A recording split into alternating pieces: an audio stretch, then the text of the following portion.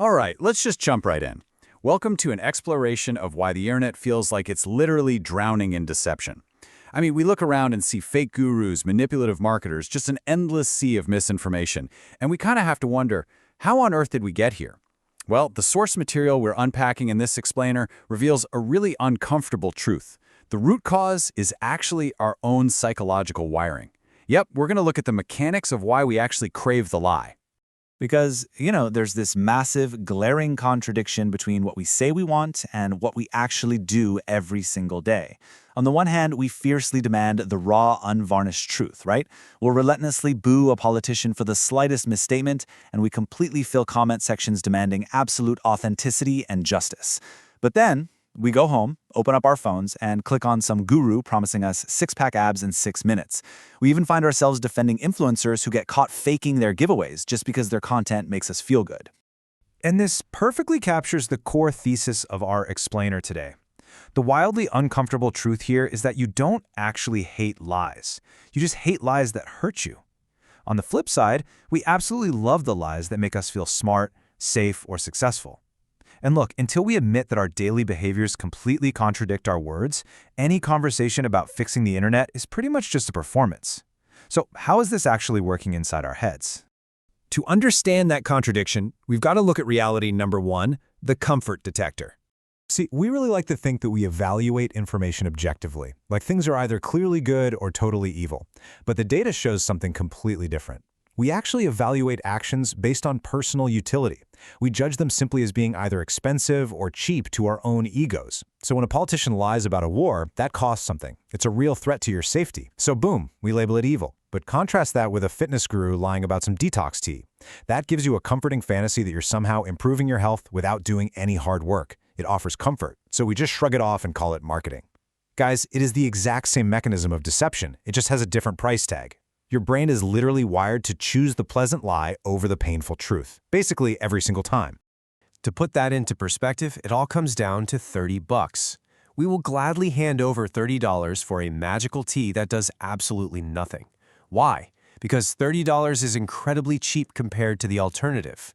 Very, very few of us are willing to pay the massive, painful price of looking in the mirror and admitting we were wrong. We desperately want a truth that confirms what we already believe, not a truth that requires us to actually change. That leads us nicely to the second mechanical reality of how we process the absolute fire hose of information on our screens. Section 2, Charisma and the Cognitive Glitch. Now, we usually think of charisma as this amazing, positive leadership trait, but the research frames it as a cognitive glitch, a shortcut. Think about it. Your brain is totally exhausted. It is completely overwhelmed by a digital world that is meticulously designed to distract you. And because we just don't have the mental energy to fact-check every single claim that crosses our feed, our brain takes a massive shortcut. It evaluates the delivery instead of the data.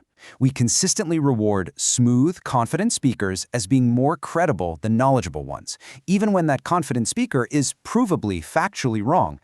To our tired brains, hesitation equals a lie, while smooth, rapid delivery equals the truth. Which brings us to a really specific profile the sources call the confusing talkative. You have absolutely seen these people online. They take the messy, highly nuanced complexity of the real world, and they just turn it into this high-energy, rapid-fire stream of words. They aren't providing clarity, they're providing momentum.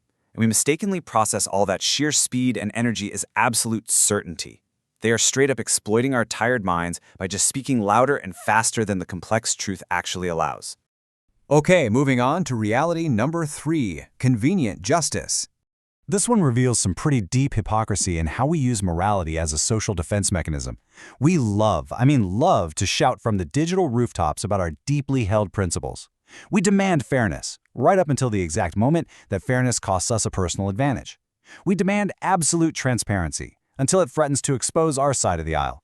And we demand strict accountability, until that accountability reaches our friends or our absolute favorite content creators.